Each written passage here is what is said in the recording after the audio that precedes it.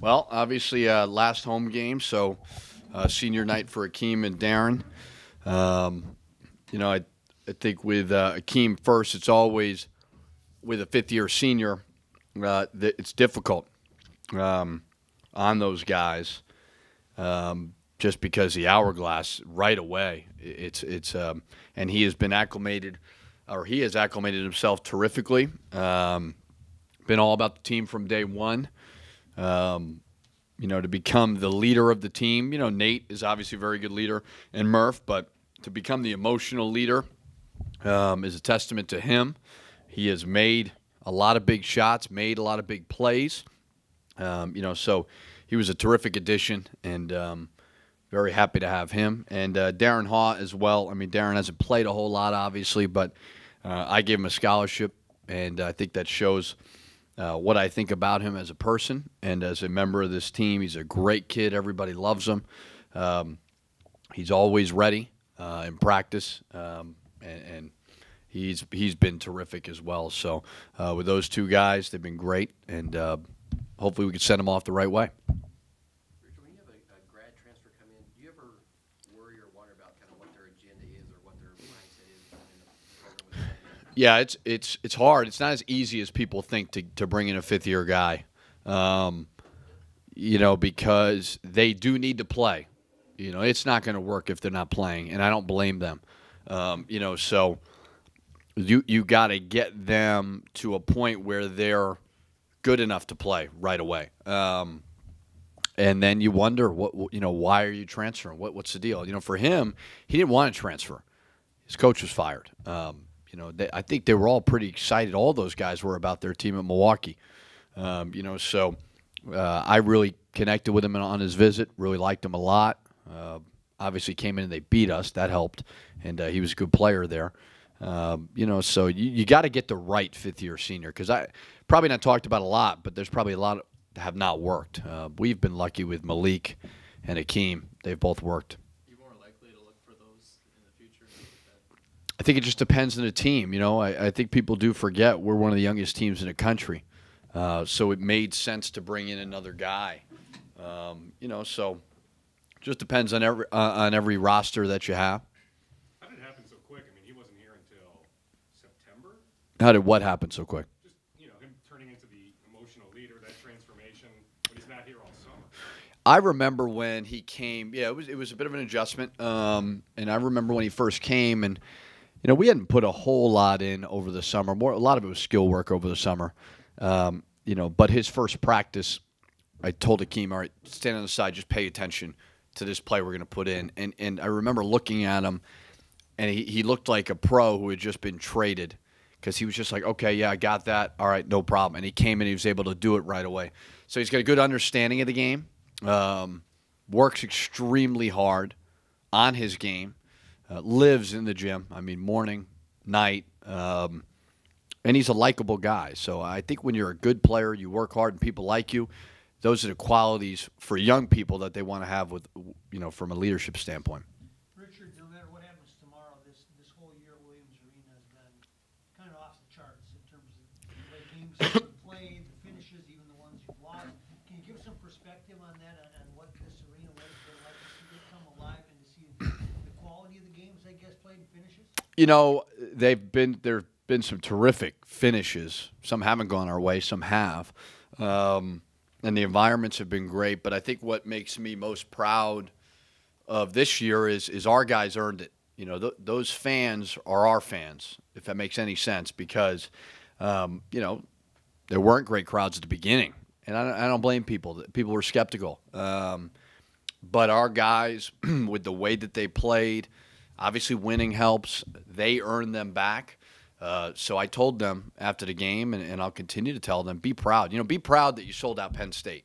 And I respect Penn State, but a common fan, they're going to look at the Wisconsins and the Indianas and Michigan States of the world, and you may get a few there. But, to get Penn State, again, who I really respect, is a testament to our guys. So the environment's been great. Hopefully tomorrow's another one, because we need that. And this building is the biggest advantage that we have over practice facilities, over all that stuff. Williams Arena is the biggest advantage we have. How difficult does this place get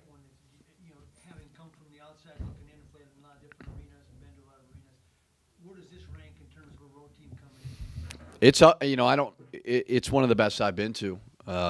Again, when it's good, it's really, really good, and it's unique. There's a pride to it, obviously. I think our students have been great. Obviously the raised court, I don't know if that has an effect or not, but seems to with some guys. But it's like I always equate it to Wrigley Field, Fenway Park.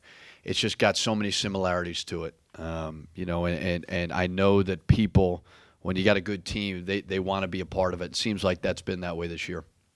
I know you said you anticipated some losses in January and then a chance for some wins in the second half of the season, but in that losing streak, could you have envisioned having a shot at one of the top 4 seeds in the Big Ten? I just didn't think that way at the time. I thought we were playing good basketball, and we played like crap versus Michigan State at Michigan State. But I thought other than that, I thought we were playing pretty good. It was just a matter of, just keep plugging away and find a way to win. And you don't look ahead too much. Did I envision we wouldn't lose in February?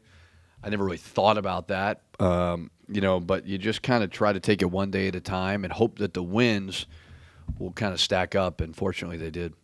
Richard, you said you kind of knew that this turnaround would come for this team. What were the characteristics that you saw when no one else believed that you see now that is responsible?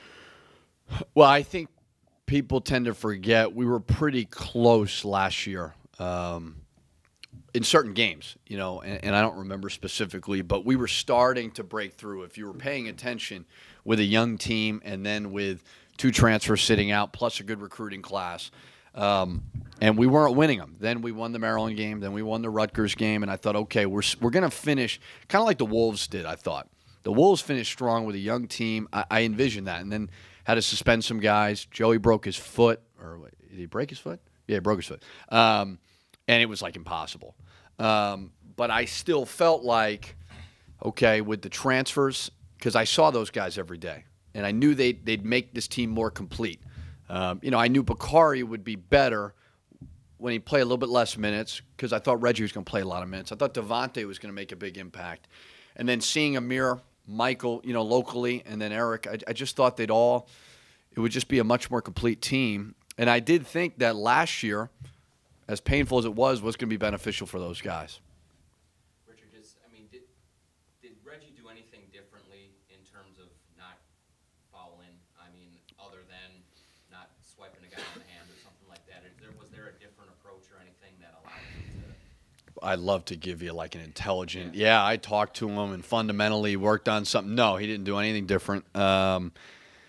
It was not a drill we did. It's nothing I can take credit for. I just think I just think he did a better job. I don't know if it was anything fundamentally that he did differently. But whatever he did, do it again. Yeah, what's the optimum number of minutes you'd like to see him play in the game? Reggie? What's he playing now? About 20 – what is he at? 22, I think. Yeah, I 28? 27, 28 minutes a game. He's would be great. 28 minutes a game. I do think Bakari's valuable as well. But Reggie it's a matter of he gets a lot of his fouls when he gets tired. And he also gets a lot of his fouls because he is an unorthodox shot blocker. I used to always tell people, or my players, block shots off the ball, rotate to block shots, on the ball, wall up. Well, Reggie doesn't do that, and he shouldn't do that. He shouldn't do what we traditionally say because he does block shots on the ball. But because he does that, it puts him in position to foul more. Because when you're rotating to block a shot, guys get kind of stuck when they get on a wall up, and then you're able to rotate. So it's going to happen from time to time. I do think he's playing better, regardless of the shot blocks. I think offensively he's getting a little bit tougher. He's rebounding the ball. He didn't rebound the ball great last game, but I do think he's getting better at that.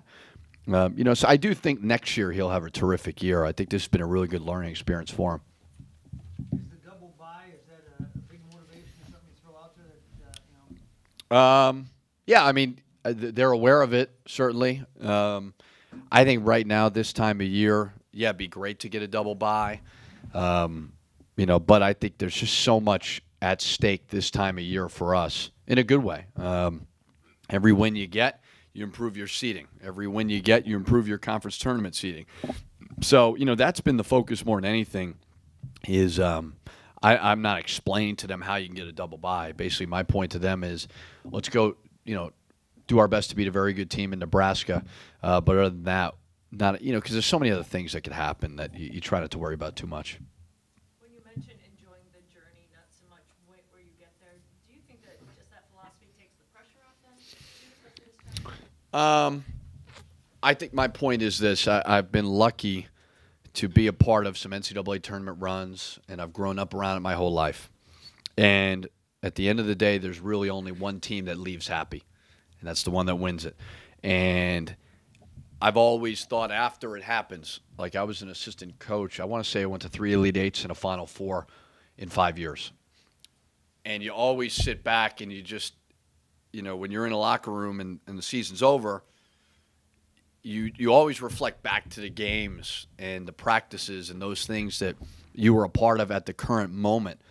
So every time I've been a part of it, I'm not saying we won't win a national championship, but you have to enjoy that part of it, and you can't worry about anything else that's out of your control. Double bye, seating, where you're going. Just enjoy it, because all the hoopla that what's great is we're not on the bubble, so we can go play somewhat pressure-free, and that's a testament to our guys. So it's fun, like playing in front of a sold-out crowd at home in February to be undefeated.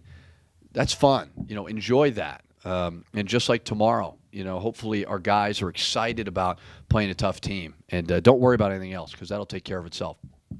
Obviously, Akeem was a big part of that players-only meeting that kind of sparked the turnaround.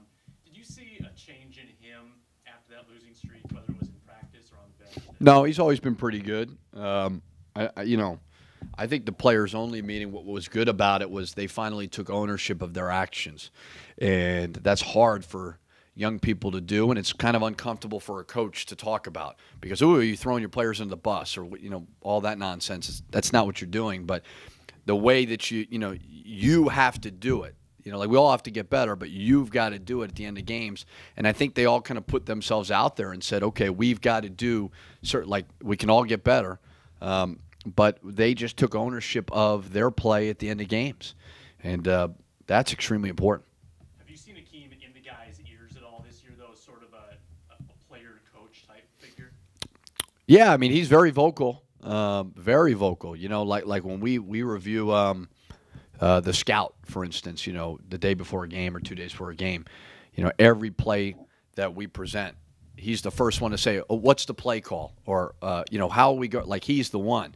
And that's contagious, I think. So he's definitely – he's very, very easy to coach. Like if he does something, I'll say Akeem, and he'll know exactly what I'm about to say. So that part of it, yeah, he definitely has an awareness of what's going on.